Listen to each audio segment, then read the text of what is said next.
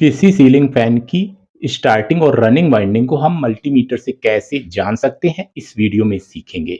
तो यहाँ पे हमारी काफ़ी सारे डाउट्स हैं। कुछ वीडियोज़ में बताया गया कि रनिंग वाइंडिंग का रेजिस्टेंस ज़्यादा होता है, जबकि कुछ वीडियोज़ में बताया गया है कि स्टार्टिंग वाइंडिंग का रेजिस्टेंस ज़्यादा होता है, जिससे कि हमारा डाउट जो है, वो क्लियर नहीं होता है। तो डाउट को क्लियर करने के लिए हमने यहाँ पे एक खाली स्टेटर लिया है। ये 12-12 स्लॉट का स्टेटर है, इसी तरह से 14 या 16-16 स्लॉट के स्टेटर हो सकते हैं। यहाँ पे इसमें आप अंदर के जो स्लॉट्स हैं इनको देखेंगे, इनमें हमारे स्टार्टिंग वाइंडिंग का वायर जो है उसे भरा जाता है और बाहर के स्लॉट में रनिंग वाइंडिंग का वायर जो है वो भरा जाता है।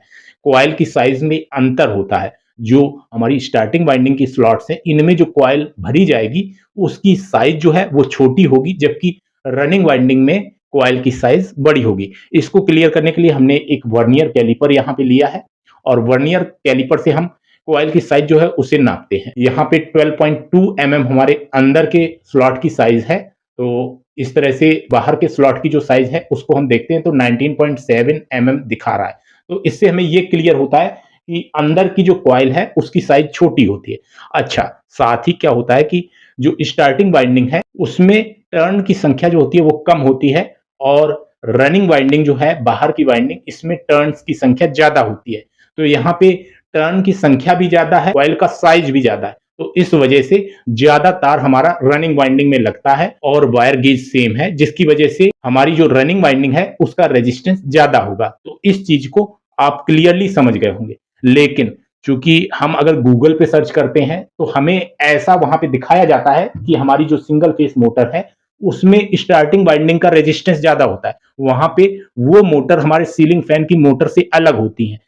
उन मोटर्स में जो स्टार्टिंग वाइंडिंग का वायर होता है उसका गेज पतला होता है और पतला होने के साथ ही वहां पे टर्न की संख्या रनिंग वाइंडिंग से ज्यादा होती है, जिसकी वजह से वहां पे स्टार्टिंग वाइंडिंग का जो रेजिस्टेंस है वो ज्यादा दिखाया जाता है। तो इस तरह से ये डाउट आपका क्लियर हुआ, क्योंकि दोनों मोटर्स अलग अलग हैं। यहाँ पर जो सीलिंग फैन में मोटर इस्तेमाल की जाती है उसे परमानेंट कैपेसिटर मोटर कहते हैं। तो यहाँ पे इसी वजह से ये डाउट रहता था, जो कि आपका क्लियर हो गया। तो चलिए अब हम यहाँ पे रनिंग और स्टार्टिंग वाइंडिंग का रेजिस्टेंस जो है उसे मल्टीमीटर से नापते हैं। तो यहाँ पे आप देख पाएंगे हमारे पास एक मल्टीमीटर है, जिसको मैंने यहाँ पे रेजिस्टेंस मेजरमेंट वाले सेक्शन में इसका सिलेक्टर स्विच लगा दिया है और अब हम इसका रेजिस्टेंस जो है उसको नापते हैं। तो सबसे पहले किन्हीं दो वायर्स में आपको रेजिस्टेंस नापना है। यहाँ पे आप देख पाएंगे हमारा रेजिस्टेंस जो है 298 ओम यहाँ पे दिखा रहा है। तो यहाँ पे येलो और रेड जो वायर है इनका रेजिस्टेंस 298 ओम है। यहाँ पे आपको ये ध्यान रखना है। अब इसी तरह से येलो और ब्लू वाले वायर्स में हम रेजिस्टेंस नापते हैं। तो यहाँ पे रेजिस्टेंस जो है वो 518 ओम दिखा रहा है। तो यहाँ पे येलो और ब्लू में 518 ओम दिखा रहा है। इसी तरह से अब हम रेड और ब्लू में रेजिस्टेंस जो है उसे नापेंगे। तो यहाँ पे रेजिस्टेंस 220 ओम दिखा रहा है। तो यहाँ पे हमारा जो रेजिस्टेंस है वो हमने नाप लिया। यहाँ पे सबसे ज्यादा रेजिस्टेंस जो है ये हमारा येलो और ब्लू वाले वायर्स में था। तो यहाँ पे 518 ओम दिखा रहा था। तो इन दोनों वायर्स को छोड़ के जो वायर बचता है ये हमारा कॉमन वायर है। यहाँ पे ये हमने कॉमन वायर जो है इससे पता कर लिया है, क्योंकि यहाँ पे इन दो वायर्स का रेजिस्टेंस ज्यादा है।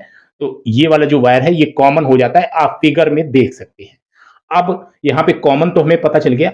अब इसी कॉमन वायर पे हम जो मल्टीमीटर की एक प्रोब है इसे लगा के रनिंग और स्टार्टिंग वाइंडिंग जान सकते हैं।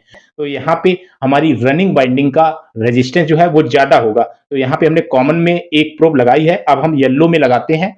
तो यहाँ पे रेजिस्टेंस जो है 298 ओम दिखा रहा है। तो ये इसका रेजिस्टेंस जो है वो 298 है, जबकि हमारा ब्लू के साथ में रेजिस्टेंस जो है 220 ओम है। तो यहाँ पे ये हमारी स्टार्टिंग वाइंडिंग हो जाएगी ब्लू वाली और ये हमारी रनिंग वाइंडिंग का वायर हो जाएगा। तो इस तरह से हमने रनिंग और स्टार्टिंग वाइंडिंग जो है उसे पता कर लिया है। अब यहाँ पे कैपेसिटर अगर इसमें हमें लगाना है तो हम रनिंग और स्टार्टिंग वाइंडिंग के साथ लगाते हैं, जो कॉमन वायर है उसके साथ नहीं लगाते हैं। तो चलिए हम इसमें कैपेसिटर जो है उसे लगा के और फिर इसको कैपेसिटर कैसे जोड़ना है ये देखेंगे। तो यहाँ पे इस तरह से मैंने कैपेसिटर जो है इसमें लगा दिया है, आप देख पाएंगे। और हम इसका स्क्रू जो है उसे टाइट कर देते हैं। यहाँ पे आप देख पाएंगे मैंने स्क्रू जो है उसे टाइट कर दिया है, क्योंकि हम इसे टेस्ट भी करने वाले हैं। अब हमें ये पता चल गया रनिंग और स्टार्टिंग वाइंडिंग के वायर्स कौन से हैं। तो इनमें हम कैपेसिटर के वायर जो है इन्हें कनेक्ट कर देंगे। इस तरह से मैंने वायर जो है उसको इस तरह से कनेक्ट कर दिया है। यहाँ पे आप देख पाएंगे। और चूंकि अब हमें ये पता है कि इसमें रनिंग कौन सी है और स्टार्टिंग कौन सी है, तो यहाँ पे कॉमन वायर में हमारा जो मेंस का वायर है, एसी मेंस का, उसको हम कनेक्ट करते हैं। तो यहाँ पे मैं एक एलिगेटर क्लिप लेता हूँ, यानी न्यूट्रल को हमें कनेक्ट करना है कॉमन में। तो यहाँ पे जो एसी में वायर्स होते हैं, चूंकि दो होते हैं, तो यहाँ पे कोई भी न्यूट्रल और फेस हो सकता है, तो इसको ज्यादा माइंड करने की जरूरत नहीं है। और ये हमको पता है कि येलो वायर जो है ये हमारा रनिंग का है, तो दूसरा जो वायर है फेस का वायर है, इसको हम रनिंग में जोड़ेंगे। तो यहाँ पे रनिंग में मैंने जोड़ दिया है, और मैं यहाँ पे स्क्रू ड्राइवर से इस तरह से इसको थोड़ा सा ऊपर उठा देता हूँ, जिससे कि हम यहाँ पे टेस्ट कर पाए। इसके रोटेशन की डायरेक्शन जो है वो बिल्कुल सही आएगी, चूंकि ये 3 वायर वाला हमारा सीलिंग फैन था, और इस तरह से इसकी वाइंडिंग जो है वो भी हमने पता कर दी है। सेम प्रोसेस से हम जो सीलिंग फैन जिनमें अलग अलग लूप्स निकले होते हैं रनिंग और स्टार्टिंग वाइंडिंग के, उसको भी जान सकते हैं। वायर रेजिस्टेंस के बारे में आपने जान लिया है, तो उम्मीद करता हूं कि इस वीडियो के माध्यम से आपको कुछ नया सीखने को मिला होगा, और आपके काफी सारे जो डाउट्स होंगे वो क्लियर हुए होंगे। तो आज के वीडियो में इतना ही। Thanks for watching. Have a nice day.